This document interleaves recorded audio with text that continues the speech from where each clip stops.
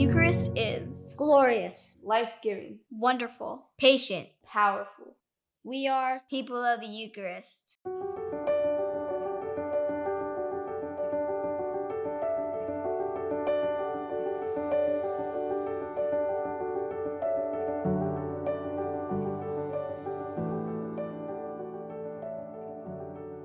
Have you ever noticed that people make poor decisions when they're exhausted?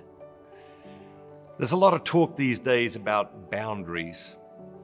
It's a psychological term that refers to setting realistic limits for participation in a relationship or activity. These limits, these boundaries, are necessary to protect the integrity of an individual or relationship. Relationships need boundaries to remain healthy. Our lives also need boundaries to remain healthy. Do you set realistic limits for your participation in life? God, in His ever-loving providence, gave us the Sabbath as the first boundary, but also as the boundary that gives us the clarity to set all other boundaries. Saint Irenaeus observed, "The glory of God is man fully alive." What would your life look like if you were fully alive? What would have to be true for you to become fully alive? God is calling you to wholeness and holiness. Consider the four aspects of the human person: physical, emotional, intellectual, and spiritual. In which of these areas are you thriving? In which of these areas are you just surviving? And what prevents you from thriving? I suspect it is the sheer busyness of your life, the noise and complexity of modern life, the stress induced by never-ending urgency. Compare that now to Jesus' invitation in Matthew's Gospel. "Come to me, all you who are weary and burdened, and I will give you rest. Take my yoke upon you and learn from me, for I am gentle and humble of heart, and you will find rest for your souls. For my yoke is easy and my burden is light." This is one of the most beautiful and compassionate moments in the Scriptures. Most of us are weary and burdened. Most of us don't find that burden to be light, and most of us are not getting the rest we need to thrive in every area of our lives.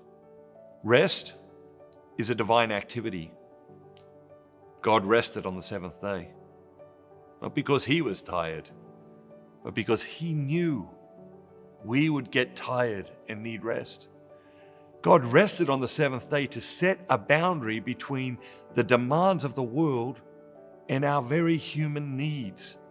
God rested on the seventh day because He was teaching us an essential element necessary to thrive.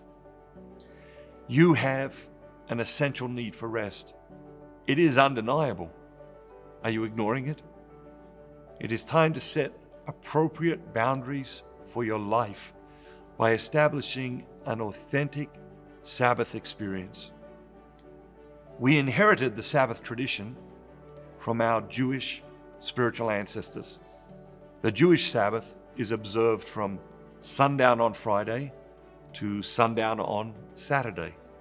Catholics observe the Sabbath on Sunday. But I know many Catholics, especially those with demanding professional responsibilities, who practice the Sabbath from sundown on Saturday to sundown on Sunday. This allows them to take a couple of hours Sunday evening to prepare for the week ahead, while still having a full Sabbath experience. Honoring the Sabbath sets up the necessary boundaries to fully experience receiving Jesus in the Eucharist during Sunday Mass. When we live within those boundaries and follow God's model of rest, the spiritual fruits we experience are extraordinary. Carefree timelessness is essential for a relationship to thrive. What is carefree timelessness? It is time together without an agenda. No relationship can thrive without restful time together without an agenda. The Sabbath is a perfect opportunity for carefree timelessness with God and each other. Mass is boring. How often have we heard this? Most people are bored and tired at Mass because they are bored and tired with their own lives. When we honor the Sabbath, everything changes. From this place of rest and renewal, we will approach the Eucharist with childlike awe and renewed enthusiasm. The Eucharist is the ultimate form of restoration, and it is best experienced in the context of the Sabbath rest. It is time we accepted this gift that God has been trying to give to humanity since the beginning. Trust, surrender, believe, receive. We would like to eradicate the phrase Mass is boring from the Catholic lexicon. Will you help? Become a member of the International Society of the Eucharist today. We'll send you a free copy of 33 Days to Eucharistic Glory, a copy of the children's version, a copy of the limited edition journal, which includes an amazing Holy Week retreat. Click on the button below and become a member today. Have a great day, and remember, be bold, be Catholic. We are people of the Eucharist. Jesus, I believe that you are truly present In the most holy sacrament of the Eucharist, every day. I long for more of you, I love you above all things. and I desire to receive you into my soul. Since I cannot receive you, Sacramentally, At this moment, I invite you to come and dwell in my heart. may the spiritual communion Increase my desire for the Eucharist. you are the healer of my soul. Take the blindness from my eyes, the deafness from my ears, the darkness from my mind. And the hardness from my heart. Fill me with the grace, wisdom, and courage. to do your will, In all things, My Lord and my God. draw me close to you. nearer than ever before. Amen. Consecrate America to the Eucharist. Bye-bye. Have a great day. Have a great day. Have a great day. Come on. Have a great day.